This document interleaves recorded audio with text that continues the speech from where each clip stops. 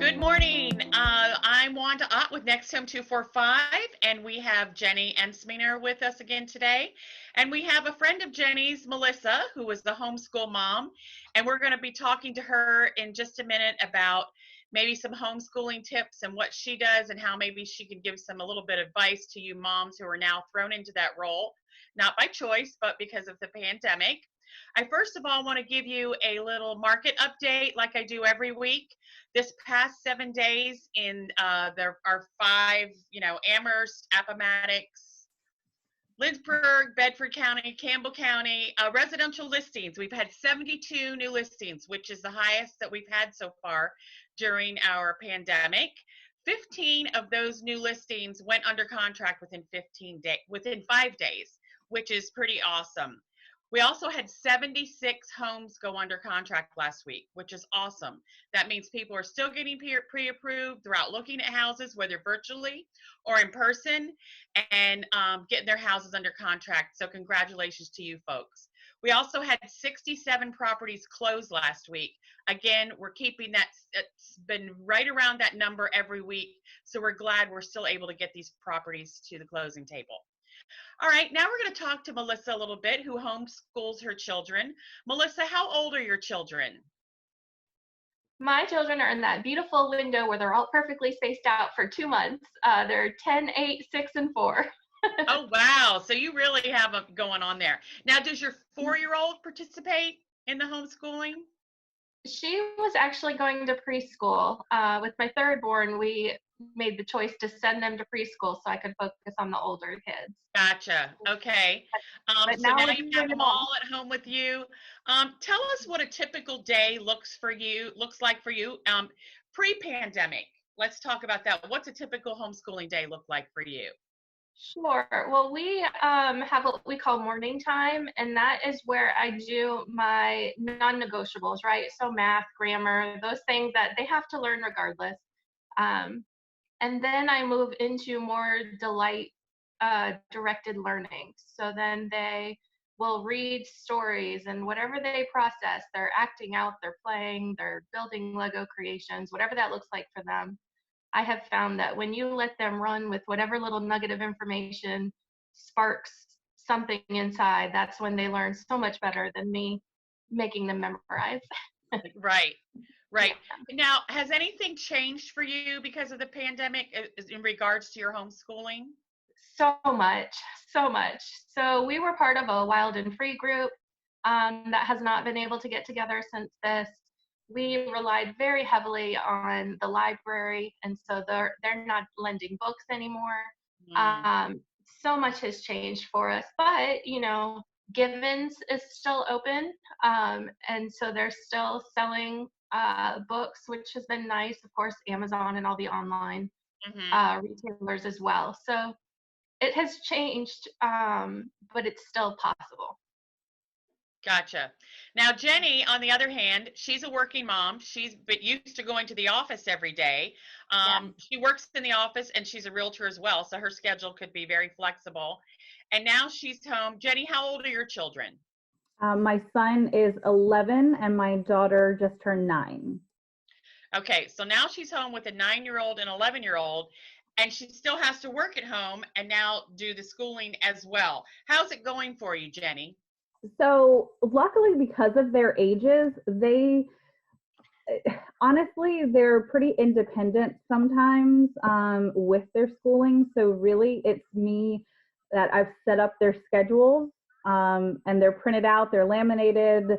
My daughter has one, my son has one, and it goes through what they're supposed to be doing at what time.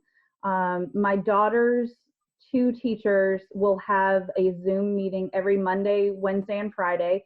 So every Monday, Wednesday, Friday at 8 and 10, she has those meetings. My son's teachers will email him more things to do, like they'll email him videos, and they do include me in that, so I can make sure that, like, his history teacher will always send me the lesson for the day. So I send that to him so that he can watch it on his laptop. And I tried to make his day as similar to what his normal school day would have been. So like the order of what his classes would be is kind of what he does in the morning.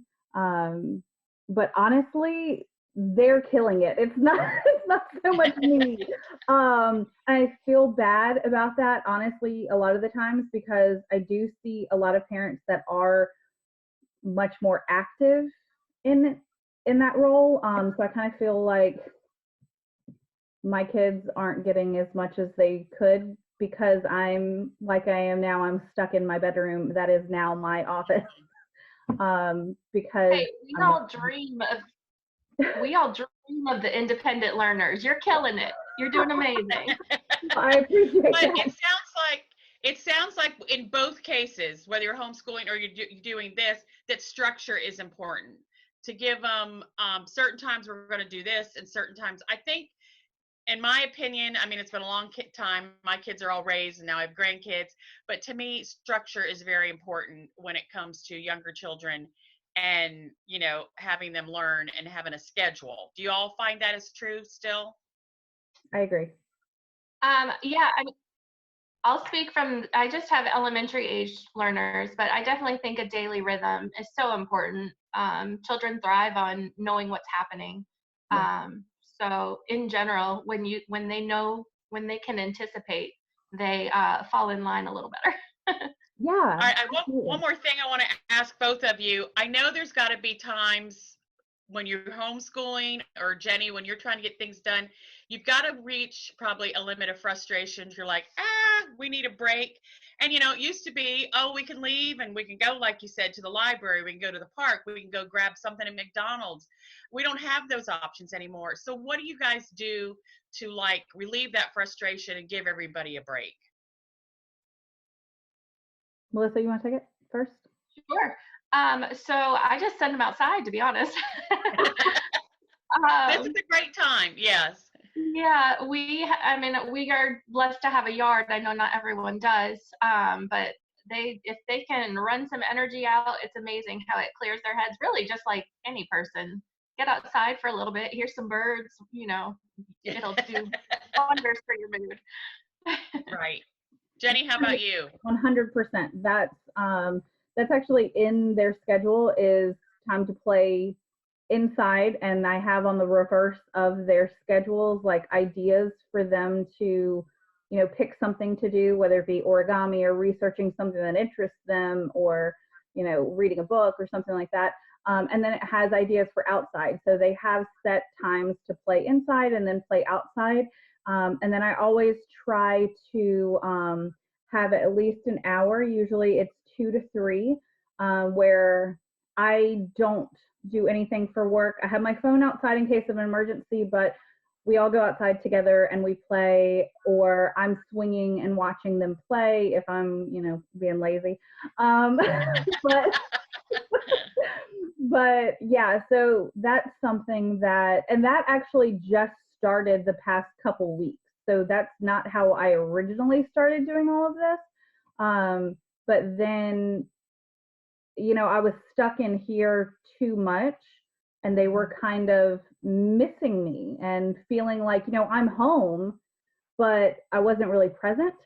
So, Right. So that's why the last couple weeks I started doing where, all right, mommy is not working from this time. It's you time, basically. Yeah. Well, I just want to say this is a great time for us to do this thing about working moms, working from home and homeschooling your children, because it's Mother's Day week. So I want to thank both of you and congratulate both of you for doing such an awesome job. And you both look lovely and like you're still sane, and you have a positive, smiling attitude, which I think is amazing. I think it's important because I think the kids can sense when we're frustrated. So I think it's really important to stay as positive as we can. So happy Mother's Day to both of you. I hope you both continue to do a great job with your homeschooling and working while you do it. And I appreciate both of you joining us today. So you all have a happy Mother's Day this weekend. Thank you. Thank you.